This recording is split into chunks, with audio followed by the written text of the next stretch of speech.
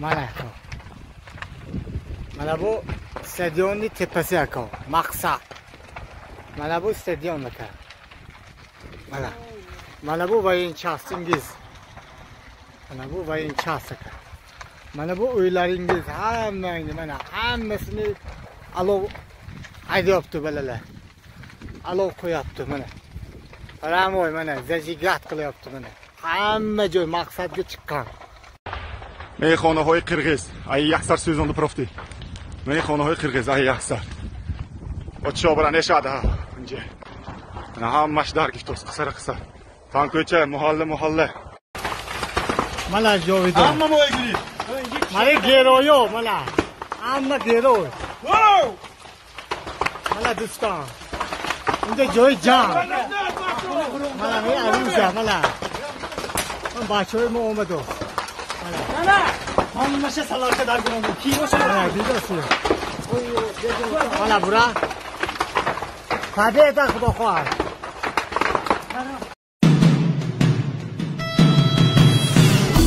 Assalomu alaykum do'stlar.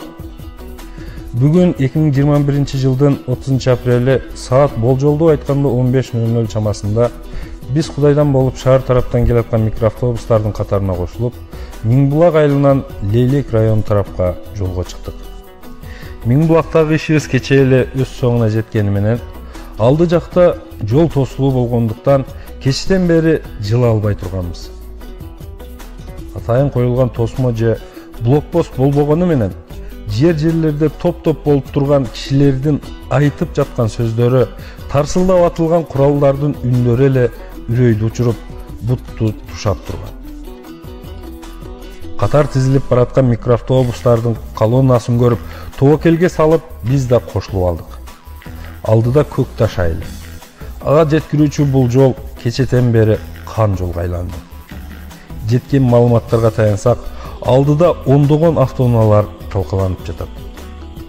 Ал унаалар менен бараткан жүргүнчүлөрдүн дээрлик көпчүлүгү өз өмүрлөрү менен кош айтышкан. Жөн эле баатырларча каза болуп эле калбастан, бир суткага жакын алардын сөөктөрү кан жол үстүндө кордолуп да жатты. Ыңгайлуу жерден орун алып алган тажик согушчандары жөн эле жолдон өтүп бараткан кыргыз жарандарын өлтүрүп эле чектелбей, алардын сөөгүн да алдыра койбой, биз тараптан жасалган аракеттердин баарын жокко чыгарып, тынымсыз чабуулга алышкан. Окко учкан Honda Fit үлгүсүндөгү автоунаада Минgbулакта турган жокерлерибиздин айтымында 4 жаш жигит болгон. Алардын 4 тең мерт болушкан. Андан кийинки жол ортосунда окко учуп, капталынан туруп калган Toyota Corolla үлгүсүндөгү унаанын жүргүнчүлөрү канчоо болгонун, алардын тагдырлары эмне менен аяктаганы бизге белгисиз. Снайпердик чабуулдан окко учуп, төбөсү менен жерге түшүп, кайра томолонуп туруп калган бул Lexus үлгүсүндөгү унаанын жүргүнчүлөрү да суу калбаганын, унаанын бултурушунан эле көрүп түшүнүүгө болот. Тажик согушчандары мыкаачылык менен адилетсиз жана ырайымсыз согуш ыкмасын колдонгонун мындан кийинки кадрlardan да көрүүгө болот.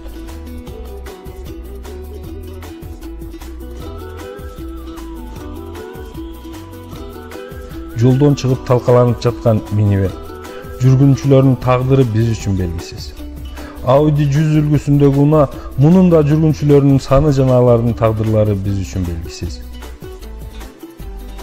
Бул Porter үлгүсүндөгү жүк ташуучу унаа менен анын алдында турган жеңил автоунаанын моделин да аныктоого мүмкүн болбой калган. Жарылып күйүп, темир кузовунан башка эч нерсеси калбай калган. Мунун баарын карап туруп, тажик кошунанын кыргызда айгыш-кыз касы бар экенин түшүндүм.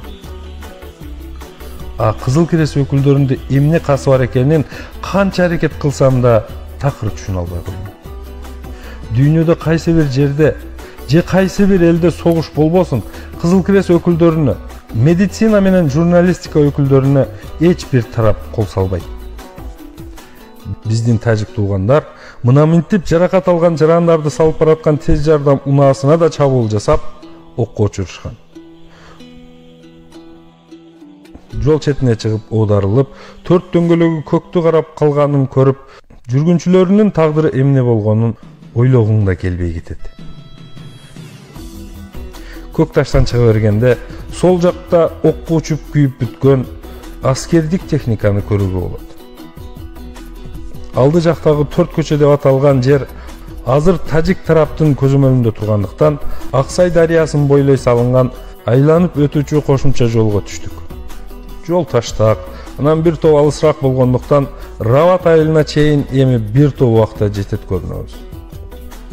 Кечеги тышкы иштер министрлеринин келишиминен кийин саат 20:00 баштап эки тараптан да ок атылбайт деген үмүттү тажик тарап түнкү саат 2:30 эле кайра бузуп, артта калган Көк Таш айылы тарапка аткылап баштаган. Андан башка Лейлектин Арка, Максат, Достук айылдарында да кайра чабуул жасап атканын угуп, биз ушул жакты көздөй баратабыз. Арт жакта болсо Кызылбел айылына атылып жаткан октордун үндөрү угулуп жаткан. Келиңиздер, баарыбыз бир тоо алдына Кыргыз Республикасынын туусунун алдына чогулалы дагы бул кыяматтуу апааттын алдын алалы. Аллахка аманат экенбиз, баарыбыз аман бололу.